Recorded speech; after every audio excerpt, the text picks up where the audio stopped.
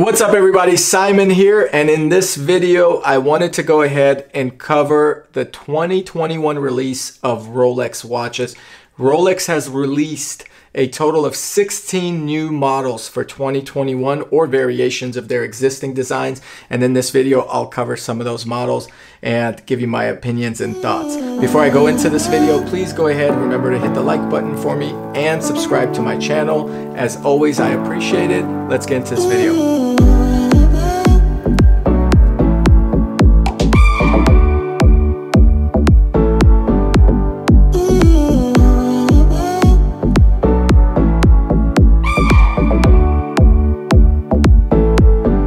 So Rolex is celebrating its 50th anniversary with the Explorer II watch, and they're highlighting that watch with a white face dial. They have also released other variations of their brand sport watches, and some of these watches look really good. So we're gonna go ahead and go into those in this video. So the next generation Rolex Explorer II is upgraded. There were big predictions that the Explorer II would be reinvented, revisualized, and just completely new, and that did not happen. So Rolex actually went with the existing Explorer II design with some subtle changes, and visually it's almost identical to the old Explorer II watch. So I kind of was a little bit disappointed that they didn't do something special for the 50th anniversary of the Explorer II watch. It's almost as if maybe their factory was shut down because of COVID and they did not materialize a brand new design or were delayed in that, but they still did a 50th anniversary upgrade by upgrading the Rolex movement inside the watch. So they did the automatic 3285 upgrades inside the watch and phased out the old movement inside the Explorer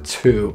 That was their 50th anniversary upgrade. To me, that's a bit disappointing. With that 3285 upgrade, you now get a 70-hour power reserve, so you could go longer without having to wear your watch. In addition to the improvement of the power reserve, they've also upgraded the chroma light illumination for better low light detection of what time it is. So now it's gonna be a little bit more transparent in low light areas where your hour hands and markers are going to be more visible on the bezel. It is a slightly thinner case now, and by slightly I mean you probably will not tell the difference. They also use the new Oyster Lock bracelets, and that's pretty much it for the upgrades for the 50th anniversary on the Explorer II. You're basically getting the same Explorer II as you would have, years back, with a better movement. The price tag is $8,500. Personally, I'm disappointed and let down by the 50th anniversary Explorer II watch. Now, there are other models that they have released. I'm not going to cover all of them because I'm not interested personally in all of them. The Rolex Daytona range, that is a really nice one. Now, the big bang here, and this actually makes sense, is the meteorite dial. So they released the Daytonas now with meteorite dials, and I personally feel like they're beautiful. A lot of people on the internet do not like the meteorite dials on the Daytonas. It looks a little bit too busy, as you can see on the screen. Personally, I like it with certain watches. It wouldn't be my go-to watch. I do like a cleaner dial with my dials. There are other Daytonas that I was always looking at as potentially the best dial out there. So the meteorite dial is going to be setting the new line apart, but to me it's not my personal favorite dial. However, I do think they have a time and a place and do look gorgeous. Now, the meteorite dials come in different versions: rose gold, yellow gold, white gold, and they come with both oyster bracelet and rubber clad bracelets, and they start from $34,000 to $43,000. Rolex did something funky and crazy. If some of you guys have seen my channel and my Rolex collection video, you notice that I do have a Rolex Pepsi watch. It's one of the best watches, in my opinion, out. Originally, when it was released, it was super hard to get. You would not be able to get it from an authorized dealer and had to pay almost double for the price. So the watch would cost around $9,000. You'd be paying around $18,000 to $20,000 on the gray market. And they released it with an oyster bracelet. I haven't done a review on that watch yet because I've been busy, but now Rolex for 2021 decided to revamp that whole release and gave it an oyster bracelet, just like you see here. So it's the same Pepsi looking watch with the oyster bracelet. I still think it looks beautiful with the Pepsi colors on the bezel, and you can see on the screen here, I am not as a fan of the oyster bracelet on the Pepsi watch, I love the Oyster bracelet on the Batman watch, which reverses the colors to blue and black.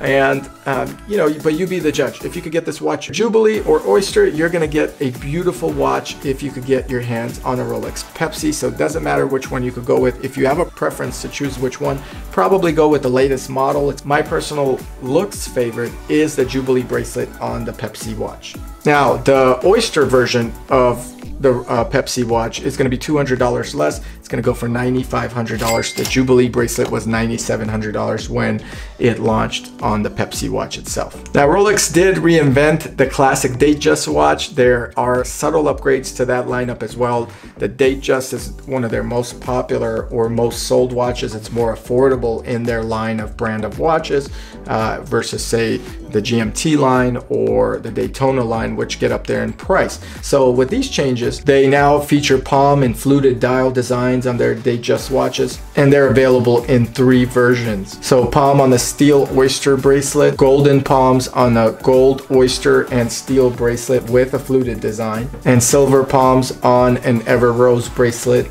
And to me, the watches look pretty nice. The Datejust is not my personal favorite in terms of a Rolex lineup. I've never owned one. I have tried it on my wrist. It's a little bit too simplistic for me, and maybe a little bit for an older individual, I would say. I do love their Daytona line as one of my favorite lines in their lineup. So they just got some upgrades. The watches look great. If Datejust is your watch, check out some of their upgrades. There are many versions here. Ladies' watches got upgrades as well. They you know, did bust downs on their watches with diamonds everywhere. So the Datejust for ladies have significantly improved, and I think they look beautiful. So gentlemen, if you're looking to get your wife or lady friend a gift, there are some great Datejust watches for the ladies, and they start at some incredible prices if you want them with all diamonds. So expect to pay over 100 grand. I don't know. I don't think my wife will be that lucky. The Day Date line also got some color variations in their 2021 lineup. There's an orange color with diamonds, a purplish color, and a Tiffany blue color. So they did get some upgrades as well. And I think for the women, there's some really good selection in their 2021 lineup. For men, I feel like the only big change is the meteorite dial in their Daytona. One other thing they changed in the 2021 lineup was also their SkyDweller. They now have a SkyDweller with a Jubilee dial. I think that looks hideous. I don't like it at all. Personally, to me, it's not it's too big of a watch for a different bracelet design. It sits a little higher, etc. And that was pretty much it. So overall, the biggest change is the meteorite dial to the Daytona line. The ladies got some really good improvements in their lineup, but the 50th anniversary Explorer II remained unchanged, which is disappointing, except for a bit better movement.